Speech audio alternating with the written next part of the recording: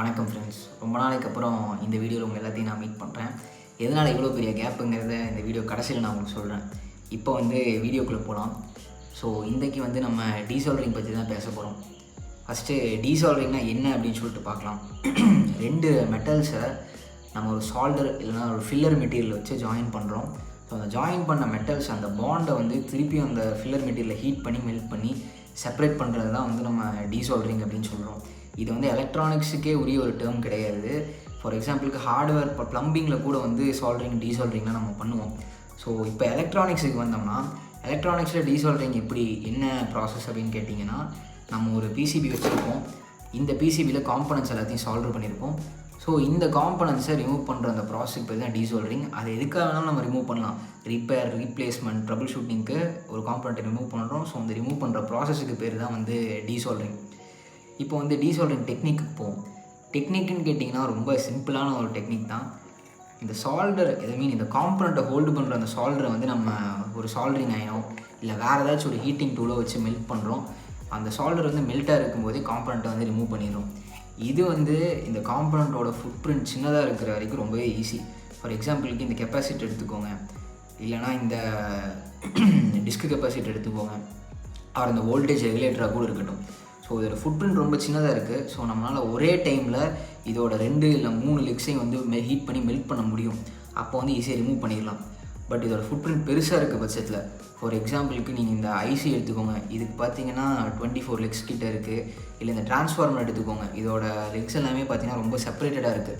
So ஒரே டைமில் எல்லாத்தையும் நம்மளால் எல்லா பேட்ஸையும் நம்மளால் ஹீட் பண்ணி சால்டர் மெல்ட் பண்ண முடியாது. அப்போ தான் நம்ம சில ஸ்பெஷல் டூல்ஸை உள்ளே கொண்டு வரோம்.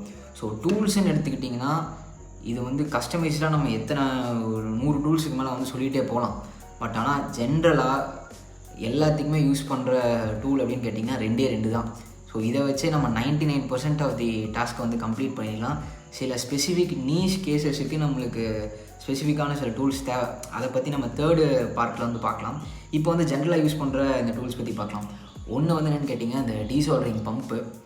ஸோ இது எப்படி ஒர்க் ஆகுதுன்னு கேட்டிங்கன்னா, நம்ம சால்டரை மெல்ட் பண்ணோன்னே இந்த பம்பை எங்கேஜ் பண்ணிட்டு அழுத்தினோம்னா லிக்விட் சால்டர் அப்படியே சக்ஷன் மூலமாக இது உறிஞ்சி எடுத்துரும்.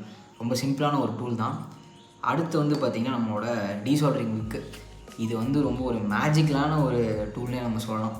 இந்த டீசால்டரிங் விக் பார்த்திங்கன்னா ஜஸ்ட்டு காப்பரை வச்சு ஒரு துணியை நெஞ்சால் எப்படி இருக்கும் அந்த மாதிரி காப்பரை நெஞ்சு இந்த மாதிரி நெஞ்சா என்ன இது காப்பர் வீவ் பண்ணி ஒரு துணி மாதிரி நம்மளுக்கு கொடுத்துருக்காங்க. ஸோ இது என்ன பண்ணணும்னு கேட்டிங்கன்னா, சால்டரை நம்ம மெல்ட் பண்ணுறப்ப இந்த விக்கை மேலே வச்சு மெல்ட் பண்ணோம்னா இது அந்த லிக்விட் சால்டர் அப்படியே உறிஞ்சி எடுத்துரும். ரொம்பவே ஒரு எஃபெக்டிவான ஒரு டீசால்டரிங் டூல்னால் இதுதான். ஸோ நம்ம டீசால்டரிங் பம்ப்பு கூட பார்த்திங்கன்னா அந்தளவுக்கு க்ளீனாக சம்டைம்ஸ் உறிஞ்சாது. லிக்விட் சால்டர் சக் பண்ணாது. பட் இந்த விக்கு பர்ஃபெக்டாக சக் பண்ணிடும். ஸோ இது 2 ஒன்றுக்குன்னு சளைச்சது கிடையாது. இது பெஸ்ட்டுங்கிறது மாதிரிலாம் கிடையாது. த்ரிஷாலில் 9 மாதிரி தான். 2மே பெஸ்ட்டு தான். பட் நான் எதை ப்ரிஃபர் பண்ணுவேன்னு கேட்டிங்கன்னா, மோஸ்ட் ஆஃப் த டைம் டீசால்டரிங் விக்கை தான் ப்ரிஃபர் பண்ணுவேன். ஆனால் சில ஸ்பெசிஃபிக் யூஸ் கேஸஸில் நம்ம டீசால்டரிங் பம்பை யூஸ் பண்ணணும் இல்லை விக்கை யூஸ் பண்ணணுங்கிற மாதிரி சில கான்ஸ்டன்ஸும் நம்மளுக்கு இருக்கும். ஸோ இந்த டீசால்டரிங் விக்குக்கு பார்த்திங்கன்னா என்கிட்ட ஒரு சின்ன கதை இருக்குது. அதாவது அந்த காலத்துலலாம் பார்த்திங்கன்னா, அந்த காலம்னா ஒரு 7th ஸ்டாண்டர்ட் 8th ஸ்டாண்டர்ட் படிக்கிறப்பெல்லாம் இந்த மாதிரி டீசால்டரிங் ஐட்டம் இருக்கிறதே எனக்கு தெரியாது ஃப்ரெண்ட்ஸ். நான் என்ன பண்ணுவேன்னு கேட்டிங்கன்னா, எந்த காம்பனண்ட் ரிமூவ் பண்ணுறதா இருந்தாலும் சால்டரிங் அயனை வச்சே ரிமூவ் பண்ணுவேன். ஸோ அது எப்படின்னு கேட்டிங்கன்னா, நம்ம சால்டரிங் அயனை நல்லா ஒரு 180 டிகிரியில் பிடிச்சிட்டு சால்டரை நிறைய வச்சு இந்த பேடை ஃபுல்லாத்தையும் நிறையா சால்டரை மெல்ட் பண்ணி பேடில் ஊற்றி ரிமூவ் பண்ணிகிட்ருப்பேன். அப்படி இருக்கப்போ ஒரு நாள் பார்த்திங்கன்னா, நம்ம வீட்டு பக்கத்தில் ஒரு டிவி மெக்கானிக் இருந்தார். அவர் கடைக்கு அப்பப்போ நான் போவேன். ஒரு நாள் அவர் கடைக்கு போயிருந்தப்போ இந்த டீசால்டரிங் விக்கை வச்சு ஒட்டிகிட்டு இருந்தார், ஏதோ பண்ணிட்டு இருந்தார். நான் என்னென்னா அது புதுசாக இருக்குது என்னமோ பண்ணிட்டுருக்கேன்னு கேட்டேன். தான் தம்பி இதுதான் டீசால்டரிங் விக்கு, இதை வச்சு தான் ஐசியெல்லாம் நான் ரிமூவ் பண்ணுவேன் அப்படின்னாரு. அப்போ தான் இந்த மேஜிக்கான ஒரு டீசால்டரிங் விக்கை பார்த்தேன். அன்னையிலிருந்து எங்களுக்குள்ளே இந்த கெமிஸ்ட்ரி தொடர்ந்துகிட்டே இருக்குது. ஸோ இது ஒரு ஃபேவரட்டான ஒரு டீசால்டரிங் டூல்னு சொல்லலாம் எனக்கு.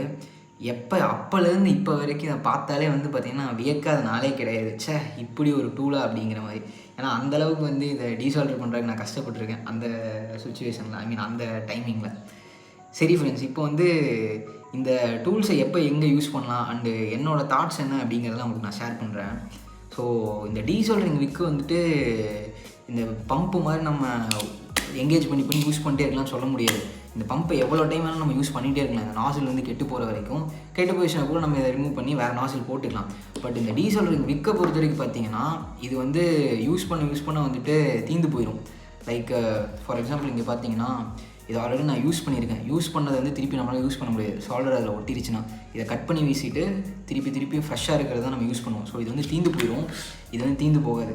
ஸோ நான் என்ன பண்ணுவேன்னு கேட்டிங்கன்னா இந்த இடத்துலாம் பார்த்தீங்கன்னா சால்டர் வந்து ரொம்பவே நிறையா இருக்கும். ஸோ இந்த நிறையா இருக்க இடத்துக்குலாம் வந்து நான் எப்போவுமே இந்த டீசோல்டரிங் பம்பை தான் யூஸ் பண்ணுவேன். ஆனால் இந்த டீசோல்டரிங் பம்பில் ஒரு டிஸ்அட்வான்டேஜ் இருக்குது.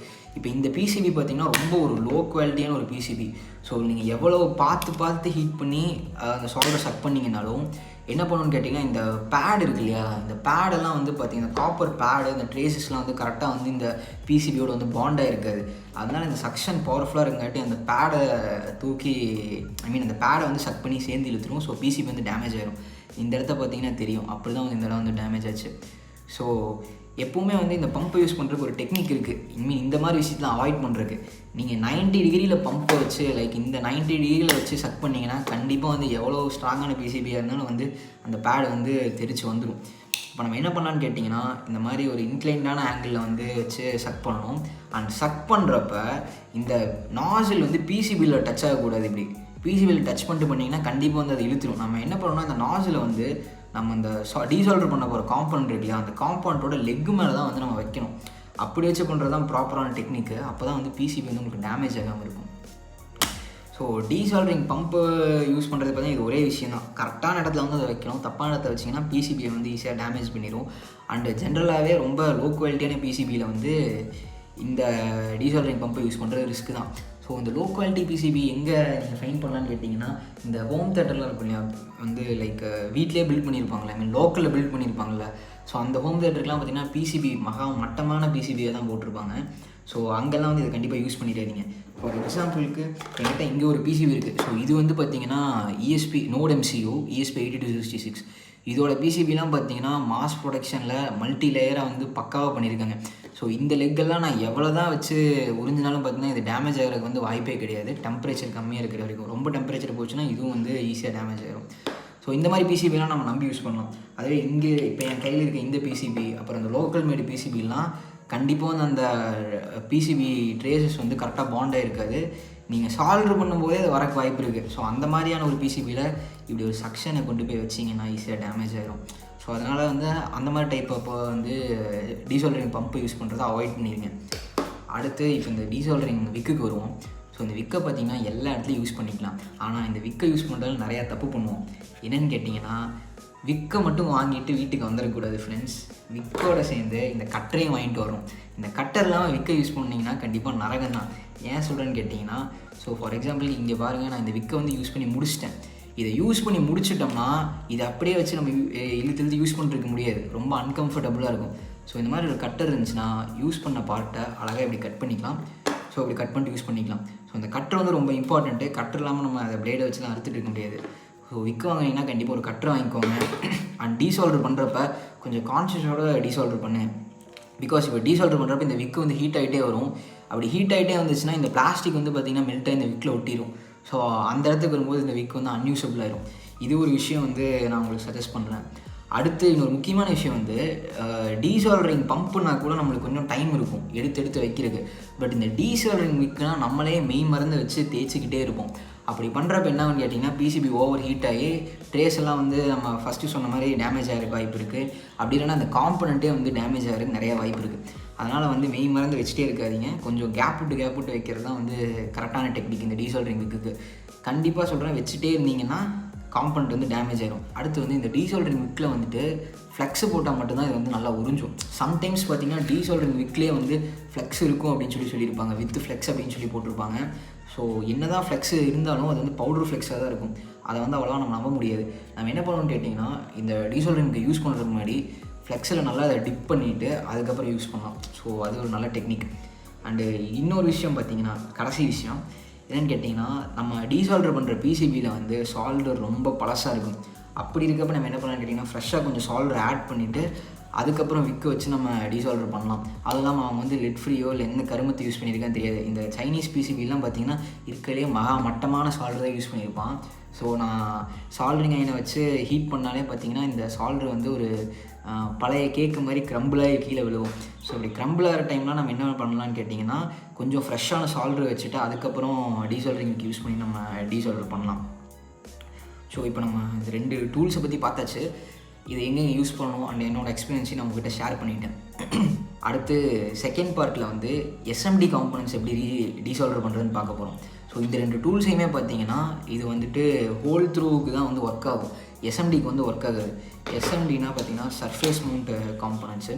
ஸோ பார்த்தீங்கன்னா தெரியும் சால்டர் வந்து உங்களுக்கு ஹோல் த்ரூவாக பின்னாடி இருக்காது. அதுக்கு பதிலாக வந்து இந்த பிசிபி மேலேயே வந்து பேட்ஸ் இருக்கும், மேலேயே வந்து சால்டர் பண்ணியிருப்பாங்க.